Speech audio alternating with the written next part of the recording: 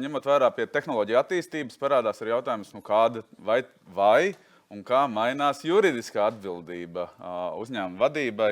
Māris Vainovskis, kas arī konferences organizētāju partneris, Everšets Šatrunans Bitāns vecākais partneris. Un tās tēmas, ko ieskicējis Māris, faktiski varētu raksturot tādos divos virzienos. Viens jauns termins, salīdzinoši jauns, es teiktu. Ko tad nozīmē korporatīvā digitālā atbildība un ko uzņēmumiem vajadzētu darīt? Kā ar digitalizāciju saistītos riskus novērtēt un pārvaldīt, skatoties no juridiskā viedokļa? Un, protams, aktuālais jautājums par valdes iesaisti, atbildību un šiem juridiskiem aspektiem. Tā kā, Māri, vārds tev. Paldies, Andri. Labi, ka tu uzsvēri to vārdu vecākais partneris, jo es tajā brīdī sapratu, ka kādus 25 gadus jau esmu praksē, kādu 4. gadsimtu. Nu, neko darīt. Bet, zin kā, ar to praksi arī ir. Sākumā es sāku savu praksi, tieši darījuma advokāts, vai ne? Un tur joprojām labi jūtos, vai ne? Un korporatīvā pārvaldība un viss tas iet cauri laikiem. Bet vienā brīdī vairāk sākām investēt tieši arī banku vai ne, finanšu lietās un tā tālāk, kapitāla tirgi vai ne, tā ļoti tuva lieta tagad. Bet kas tagad, principā kādu 3. daļu vai 4. daļu laika jau pēdējos pāris gadus, ar ko mēs nodarbojamies? Ar digitālajām transformācijas lietām. Ar ilgtspējas jautājumiem. Ja, tā kā mēs arī ejam laikam līdzi, arī no vienas puses tā kā apdraudētā profesija, vai ne, advokāti, no mākslīgā intelekta, bet mēs neesam nobijušies, esam pilnīgi pārliecināti, ka tos juristus tomēr vēl vajadzēs. Ja? Lūk. Un arī es ar jums gribēju drusku padalīties, protams, ar to juridiskajiem aspektiem. Bet tik tiešām, ko Edvards un Renāta teica, jūs arī par pētījumiem stāstījāt un tā tālāk. Mums arī ir pētījums, vai ne? Mums arī ir 700 top menedžeru, vai ne tāds reports, viņi tur piedalījās, un es esmu pārsteigts, cik precīzi pārklājās, atklāt sakot, tie jautājumi, ko Edvards teica un ko Renāts stāstīja. Un acīm redzot, tiešām tie top menedžeri tā arī uztver tos riskus. Bet arī vēl drusku no tās savas M&A darījuma pieredzes. Kolēģi, man bija pirms 3 gadiem, es atveru, tādu kā, MOU, ja, tur, kur darījuma cena ir nosaukta. Un es skatos, 4 miljonu darījums. Es domāju, normāls darījums priekš Latvijas, Baltijā tā apmēram ir tā, no 1 līdz 5 miljoni, tas ir tāds tipisks darījums. Bet, kā reizēm tos ciparus aiz komata liek aiz komata un reizēm aiz punkta. Man bišķi kaut kā neiet kopā, tas cipars, es tā bišķi lasu, es tā kā izlasu 40 miljonu. Es domāju, tas būs gada darījums, klausies, 40 miljoni. Bet tad es vēlreiz pārlasu to ciparu, un es saprotu, ka tur ir 400 miljoni. 400 miljoni priekš Baltijas darījuma. Un tas darījums notika. Es nevaru nesaukšu tieši kurš, ja tas bija, bet tas darījums notika. Un kurā industrijā jūsuprāt bija šis darījums? Kurā sektorā? Tehnoloģija vai ne IT. Un es domāju, wow, par to var nopirkt kādu 4. daļu Latvijas mežu pie reizes, jo paralēli bija arī tāds darījums fonā. Tajā pašā laikā, cits atkal MOU es lasu pirms 2 gadiem, tur ir aptuvenā summa vērtībai no 5, es jau esmu pieredzis pie 100 miljonu tajā jomā, ja? No 500 līdz 600 miljonu. Wow, es domāju, un arī tēma tā paša, vai ne, IT. Tur savukārt pamainās tirgus struktūra, pamainās pieprasījums, darījums nenotiek, viss sabrūk, un šobrīd nekas nenotiek. Tāpēc, ko es gribēju ar šiem pāris piemēriem norādīt, cik tomēr šī joma tur ir augsts, vai ne, risks augsta, atlīdzības iespēja, bet tie riski tik tiešām ir ļoti, ļoti, manuprāt, šajā ziņā augsti. Un ļoti pareizi, ka mēs arī par viņiem domājam. Un tiešām Renāta Malacis, paldies, pieminēja arī juristus, vai ne, konsultantus un tā tālāk. Tiešām papildus komerciāliem jautājumiem šie juridiskie atbildības, ētikas, ilgtspējas jautājumi tagad ir nesaraujami saistīti ar to, ko sauc varbūt par šo te korporatīvo digitālo atbildību par uzņēmuma vadītāju. Nu, principā, jā, atbildību par sava uzņēmuma šo te digitālo pārveidi. Nu, lūk. Ja mēs ejam drusku tālāk par šiem te tiešām, par tiem galvenajiem riskiem, ko tad pētījums norāda. Un šie ir pētījuma rezultāti. Tos es neesmu ne ar ChatGPT uztaisījis, tos slēdz neko, tos es vienkārši esmu apkopojis, ja, no tāda reāla, kā saka, ļoti nesena aptaujas.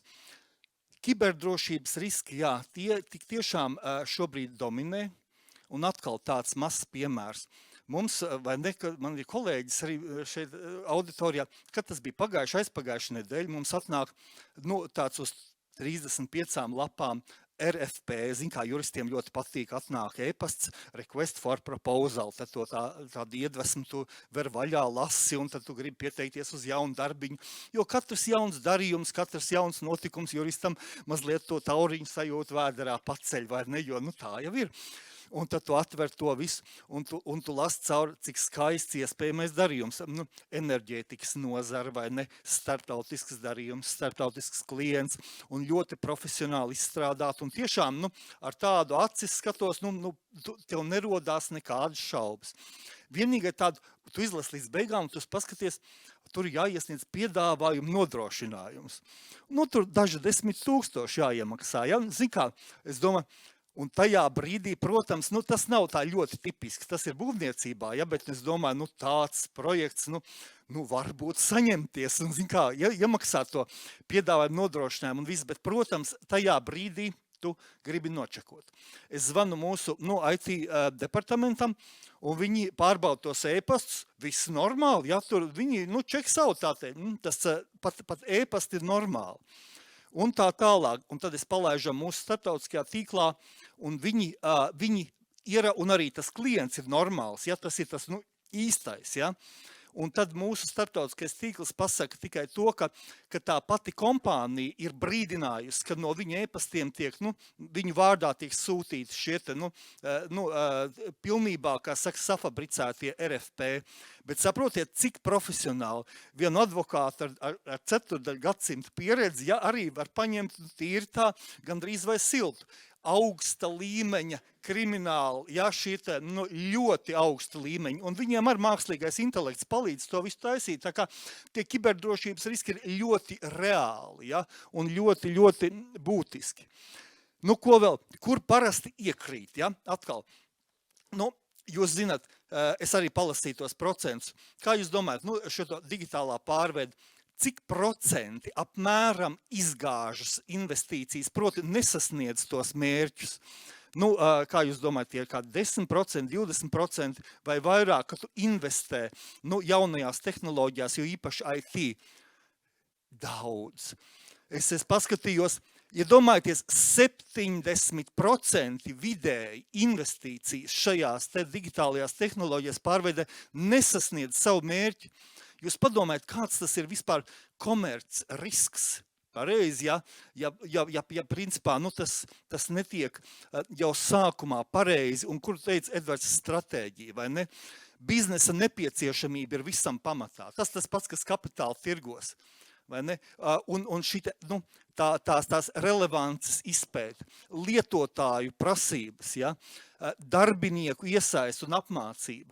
Mēs varam uztaisīt labākās, it kā sistēmas, bet ja mēs, vienkārši tik daudz tās ikonas, dažādas sistēmas, cilvēki jau, nelieto pareizi, ja viņi nav iesaistīti, apmācīti. Tāpēc ļoti daudz no šīm investīcijām vienkārši, principā aiziet nebūtībā. Renāts pārstāvētam uzņēmumam laikam labas ziņas, ka ļoti, ļoti daudz triljonu tiks ieguldīts ne tikai pārveidē, bet arī, protams, esošo procesu optimizēšanā.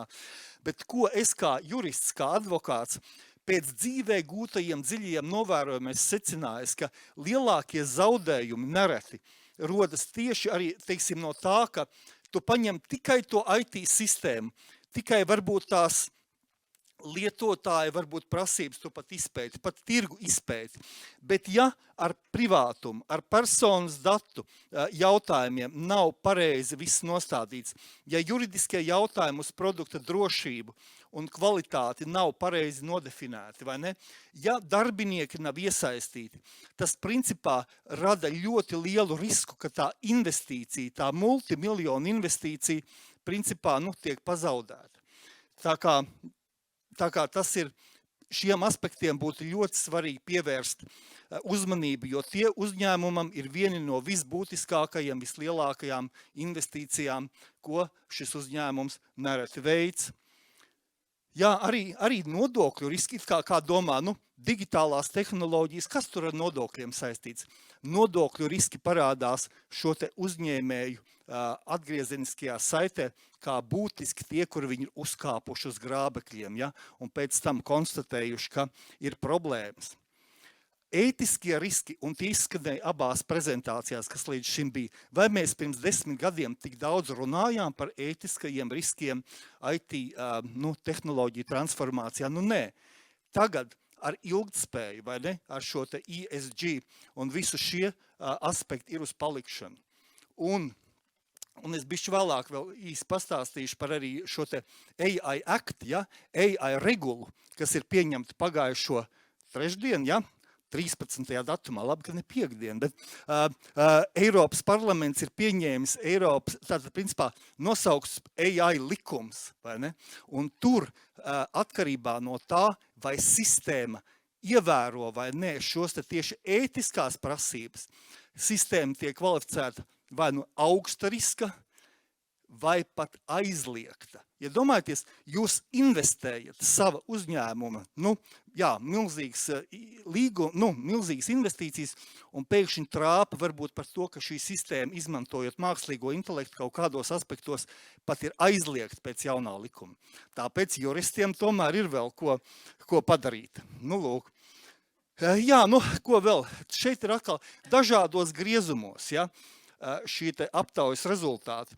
Ko vēl uzņēmēji uzsver? Digitālās ētikas, hartas, politikas, viņas var nosaukt dažādā veidā, bet tās ir tās, kas šobrīd ienāk uzņēmumu digitālajā kultūrā. Ja? Un tur, kur tā kultūra tiek veicināta, tur arī uzņēmēji, šie darbinieki ir iesaistīti. Tur arī ir jēga no tām investīcijām, ko mēs veicam tajā digitālajā transformācijā vai pārveidē, ja mūsu cilvēki to visu lieto un identificējas ar to. Tāpēc ļoti svarīgi ir šī tieši iesaiste, vai ne? Lūk, es solīju par to normatīvo regulējumu, tik tiešām, tas ir svarīgi, manuprāt, bišķi nocitēšu. Kas tad būs aizliegtas mākslīgā intelekta sistēmas, tādas, kuras jūs pat nedrīkstat lietot, ja viņas tiek uzņēmumā ieviestas? Piemēram, tādas, kas izmanto paņēmienus ārpus cilvēka apziņas, vai mērķtiecīgi manipulatīvas vai maldinošas metodas. Izmanto personu vai personu grupu neaizsargātību, vecums, invaliditāte, sociālais stāvoklis un citi jautājumi. Veic biometrisko kategorizāciju pēc sensitīvajām šīm iezīmēm, kā dzimums, rase, etniskā piederība un tā tālāk. Tātad šāds parametrs. Veic emociju atpazīšanu darba vietā un izglītības iestādēs, izņemot medicīnas un drošības apsvērumu dēļ. Tātad, lūk, veic sejas automatizētu iegūšanu nolūkā radīt sejas atpazīšanas datubāzes. Un saraksts ir garš. Un šīs ir vienkārši aizliegtas sistēmas saskaņā ar likumu, kas tagad būs. Un tur ir arī vidēji augsta riska, zema riska, piemēram, augsta riska sistēmas, it īpaši šajās nozarēs, kas ir strateģiski svarīgās nozares, transports, ūdens, gāze, elektroapgāde, kā arī tādas, kuras rada kaut kādu risku cilvēka pamattiesībām, dzīvībai, drošībai un tā tālāk. Tur ir pilnīgs disclosure, pilnībā visādas sūdzēšanās tiesības, visādas pārskata tiesības šādām sistēmām ir. Vidēja riska sistēmas, ja, arī tādas, kur ir, tur, ko Renāta teica, kur cilvēks var izvēlēties. vai es gribu runāt ar to mašīnu. Pirmkārt, jāpasaka, ka tu runā šobrīd ar mašīnu. Ja? Un viņš var izvēlēties, vai es gribu turpināt runāt ar mašīnu, bet jādod iespēju izvēlēties turpināt ar cilvēku tomēr. Ja? Nu, lūk, tāda vidēja riska sistēmas prasība. Un zemes minimāls risks, vairāk statistikai vai ne, visāds, spēlītas taisīt var, ja? Un tā tālāk filtrus un surrogotu pastus izķert. Bet, tā kā tas ir, saprot, tā kā jurisprudence tomēr viņai ir jādraudzējas arī ar šo te, kā saka, ar tehnoloģijām. Un, ko es vēl gribēju noslēgumā pateikt, tik tiešām to, ko kolēģi teica, tehnoloģija oficiera klātbūtne valdes sēžu zālē, tā ir ļoti liela nepieciešamība. To es praksē esmu reāli redzējis, cik daudz investīcijas aiziet, diemžēl ne tur, kur vajadzētu, un rada zaudējums uzņēmumam, ja nav šo te sinerģiju. Nu, lūk, es ceru, ka jūs tagad tā, es jau jūtu, ka būs, kā juristam, jūs prasīsiet par kaut ko šito te, varētu būt tā kā līdzīgi, ja, tā kā Renāta ļoti labi tik galā ar to definīciju, bet ko es uztaisīju? Es jau jums žargonu jau esmu uztaisījis, ja. Jūs pēc tam varat pafotografēt vai slēgt būs pie, kas ir blockchains, kas ir kripto, kas ir NFT, kas ir virtuālā realitāte, ja, kas ir metaverss. Man jau visi smuki aprakstīts, ja. Tālāk arī, kas ir avatārs, digitālais aktīvs, virtuālā pasaule, augmentētā realitāte. Lūk. Tā kā jurists mājas darbiņu ir izdarījis, ņemiet par labu, kolēģi. Tas bija tas, ko es vēlējos šodien ar jums padalīties. Paldies! Jā, Māri, paldies.